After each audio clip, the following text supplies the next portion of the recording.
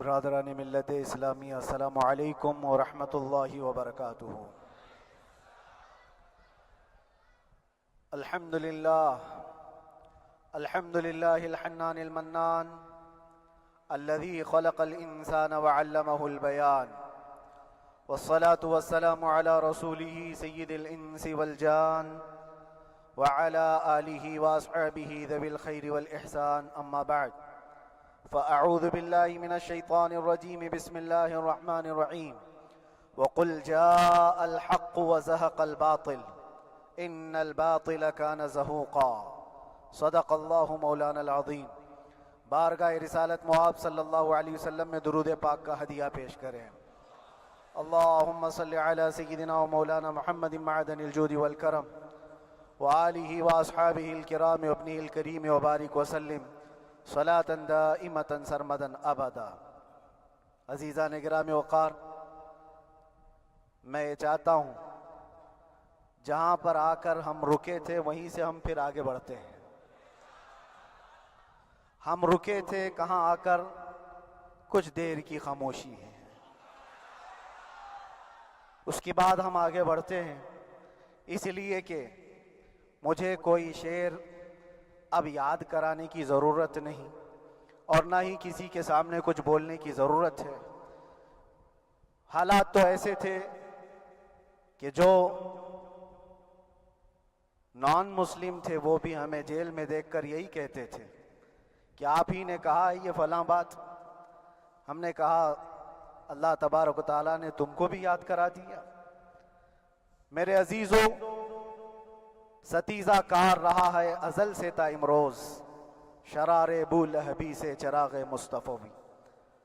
یہ آج کل کے معاملات نہیں، ابتدا سے حق اور باطل کے معرکے ہوتے رہے، لیکن ایک بات میں آپ سب کو بتانا چاہتا ہوں، مظفر کو مقید نہ سمجھ اے سیاد۔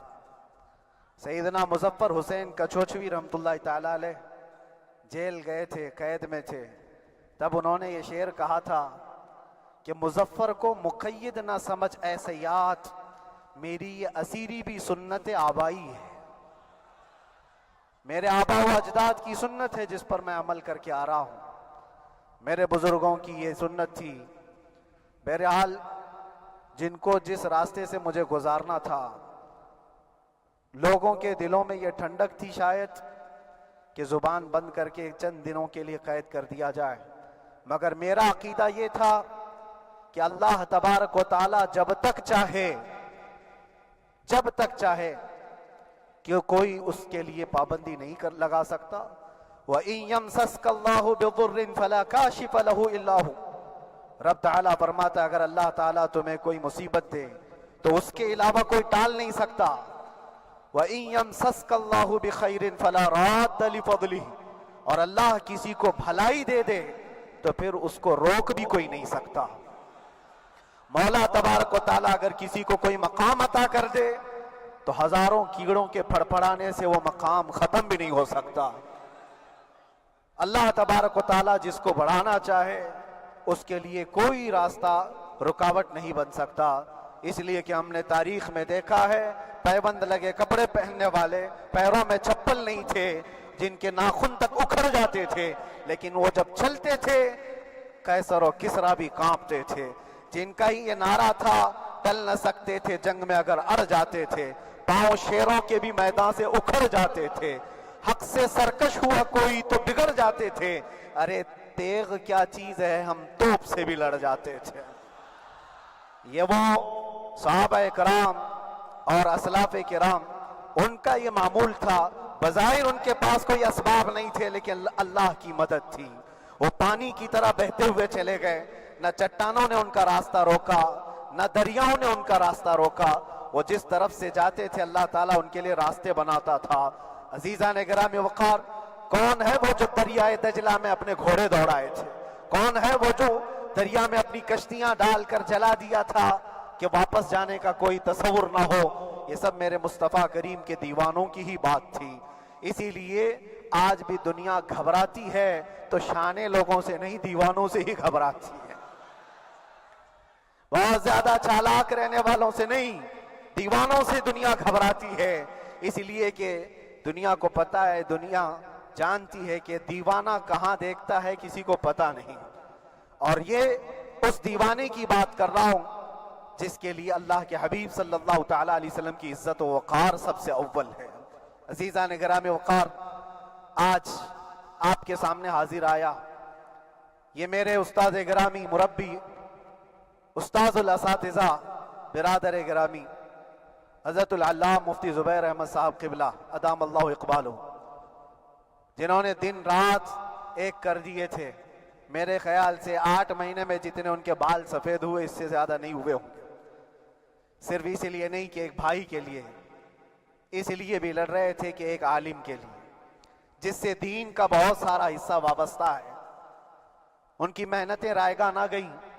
बहुत सारे मेरे अहबाब और क़रबा, ख़ास तौर पर मदनपुरा और विक्रोली से, जिन्होंने अपने घर बार छोड़कर मेरे लिए दौड़ते भागते रहे। अल्लाह रब्बुल इज़्ज़त इस बात का शाहिद है, एक एक दिन अंदर मैंने सब के लिए दुआएं की हैं।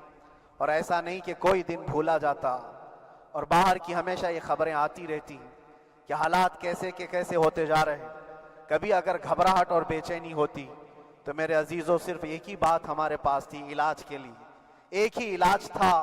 जब बेचैनी बढ़ जाती, अपनों से राब्ता नहीं हो पाता और किसी के खबर ना पहुंचती, खाने पीने की तकलीफें, रहने सहने की मुसीबतें जब सर पर आती, तो एक ही इलाज था, उनके निसार कोई कैसे ही रंज में हो, उनके निसार कोई कैसे ही रंज में हो। जब याद आ गए हैं सब गम भुला दिए हैं, जब याद आ गए हैं सब गम भुला दिए हैं। उस रसूल मुहतरम सल्लल्लाहु ताला अलैहि वसल्लम का एहसान अजीम है। बार बार मुझे ये एहसास होता रहा, पूरी दुनिया अगर छोड़ दे, मगर यकीन था आमिना का लाल कभी नहीं छोड़ेगा। और छोड़ा भी नहीं, और छोड़ा भी नहीं। हर रात जो हमारा मामूल था, हमने जो देखा, हमारी पिछली जिंदगी में हमने उतने अजायबात नहीं देखे होंगे जो 8 महीने के अंदर हमने देखे। नबी पाक सल्लल्लाहु ताला अलैहि वसल्लम के इनामात और इकरामात, रब तबारक व ताला की मदद से दिल मजबूत होता है। अजीज़ान गिरामी, हमने तो वहां ऐसे लोगों को देखा जो डिप्रेशन का शिकार होकर काफिर भी हो गए और हालात से घबरा करके वो इनकार कर बैठे, कोई खुदा नहीं है, कोई मदद नहीं आती है। ऐसे हालात वहां देखे, लेकिन उन हालात में भी अल्लाह तबारक व ताला की मदद साथ रही। रसूल पाक सल्लल्लाहु ताला अलैहि वसल्लम का इनाम और इकराम ये था कि जिस तरह से गए थे उसी तरह से वापस भी आए, जिस तरह से गए थे वैसी वापस आए। और ना मेरे मुस्तफ़ा ने बाहर मेरी इज्जत में कमी की, ना अंदर इज्जत में कमी की, कहीं पर भी नहीं। अल्हम्दुलिल्लाह, जिस शान के साथ रसूल पाक सल्लल्लाहु ताला अलैहि वसल्लम अपने चाहने वालों को रखते हैं, वो मैंने दुनिया में देखा।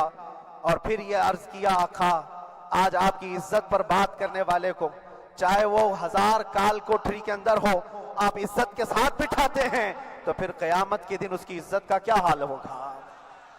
अर्श हक है मसनद रिफात रसूलुल्लाह की, देखनी है हश्र में इज्जत रसूलुल्लाह की। मेरे अजीजों, एक बात को तय करके चलो, उन्हें जाना उन्हें माना, न रखा गैर से काम, लिल्लाहिल हम्द मैं दुनिया से मुसलमान गया। उस एक बात में जो इज्जत है, दुनिया के किसी मकाम और मनसब और मर्तबे में इज्जत नहीं है। और हालात दुनिया इंशाअल्लाह मैं सुनाता रहूंगा। अल्लाह तबारक व तआला जब तक ये जुबान रखा है, हक बोलते रहेंगे और सुनाते रहेंगे, और भी हालात आपको इंशाअल्लाह अज़ीज़ आगे सुनाते रहेंगे। लेकिन आज खुसूसियत के साथ मैं जुमा के लिए इसीलिए हाजिर आया कि यहाँ के लोग पल पल याद करते रहे। हजरत मुझे हर बार खबर देते कि जब नमाज से फारिग होकर के मैं निकलूं तो मुझे लोग पकड़ लेते, क्या हुआ, अब क्या खबर है। तो जिस कदर आपकी बेचैनी थी, बेकरारी थी, मेरे अजीजों, मुझे भी मिलने की बेचैनी और बेकरारी थी। लेकिन ये एक स्टेज था जिससे गुजारा गया है, एक मकाम था जिससे गुजारा गया। मैं तो एक निकम्मा आदमी, मैं तो एक कम पढ़ा हुआ हूं, लेकिन आपको बुजुर्गान दीन की अगर तारीख पता हो